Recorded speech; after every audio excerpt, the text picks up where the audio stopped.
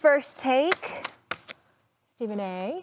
Yeah, I just wanted to take a moment. I don't want to interrupt the show too much, but I wanted to, on behalf of all of us, to give my heartfelt condolences to Shaquille O'Neal, his mama Lucille O'Neal, and their family. He lost his baby sister after a long bout with cancer. He is absolutely devastated. They were incredibly close, and he's a friend of this show. He's a friend of mine and a brother, and I know he's hurting right now. I just wanted to say I love you, big fella, and our condolences go out to you and your family.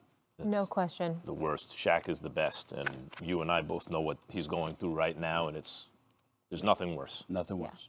Our prayers are with you and your family. Thank you, Stephen A.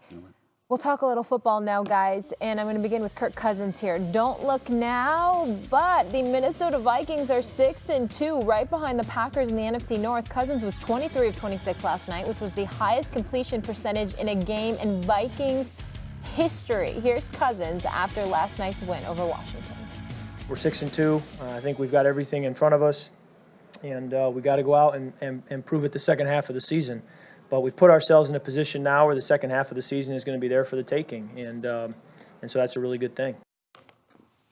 Stephen A., you ready to give Cousins some credit? Hell no, not at all. A part of it is the fact that this little winning streak that you're on, this 4-game winning streak that you're on after being called out, conveniently you've beaten the Giants, bad defense, Philadelphia Eagles, horrendous secondary, Detroit Lions, different animal, but they've had to deal with some things, and of course the hapless, woeful Washington Redskins.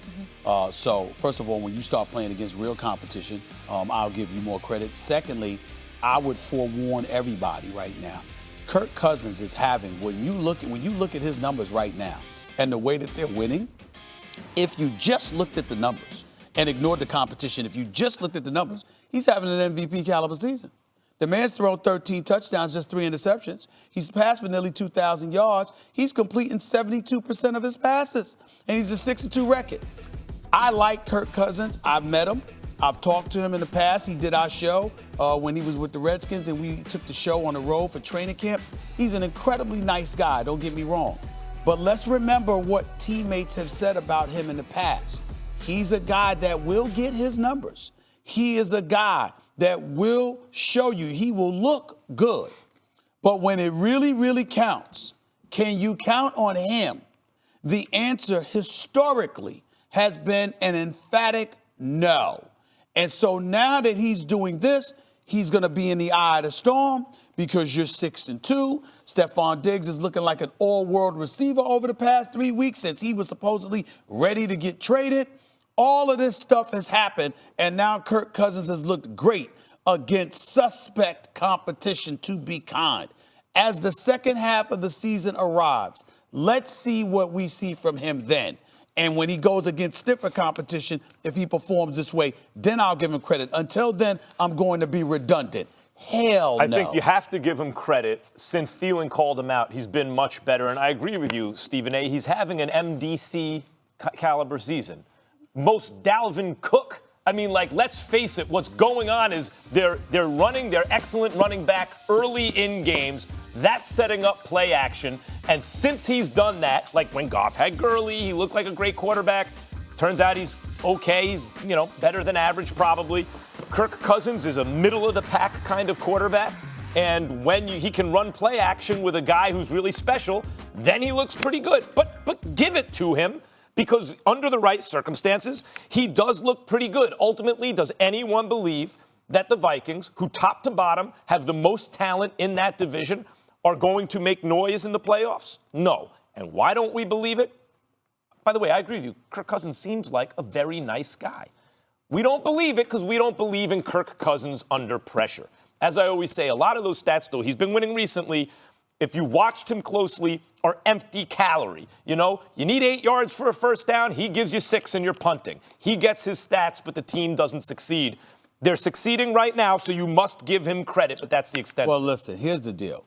When you look at the Minnesota Vikings, you can give them credit before you give Kirk Cousins credit because you can hold Kirk Cousins' history against him.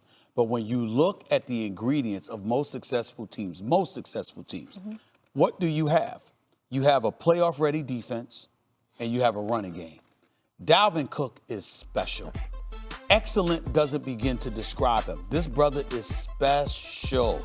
He can run that football. He's averaging over 5 yards a carry. I think it's 5.3 to be exact. He is incredibly impressive. And Zimmer's the kind of coach that will give him the ball all day long. And so when you look at it from that perspective, if I got a defense that can stop people, and I have an offense that can move the chains, give the defense the requisite rest it needs, while at the same time put enough points for the defense to have faith in you and to be energized about going out there instead of being demoralized like the Chicago Bears having a whole player-only meetings because they really want to say our quarterback stinks, but we can't really say that because that's not apropos, okay? Then it's a different ball game. The Minnesota Vikings have a running game. They have a defense, and the combination of the two things make them a threat to anybody. Not the favorite, a threat. Yeah, but for Kirk Cousins in particular, it is Dalvin Cook. It is the run, especially early in the game. Because once you have to respect that, now play action is open, and that's how he's racking up all these numbers and they're winning. It's really about Dalvin Cook, who's easily the MVP of the team so far. Tough division. Vikings are second, 1 game behind the Packers. They face Kansas City next. We got a lot more debate coming here on First Take. The Warriors postseason looks like it could be in jeopardy. But see why Max is saying Warriors fans could be celebrating sooner than you may think. And look who's here. That's right. Let's get to my man. Where's he at? Where's he at? Where's he at? Tate for governor. Lorenz Tate's in the house. Lots to discuss with him in just a moment. Don't go anywhere. First Take. I feel like I know you. Yes, of course you have to. I feel like I know you. Stephen What up, baby? What up? Good to to see see you. you. Yes, sir. Yes, sir.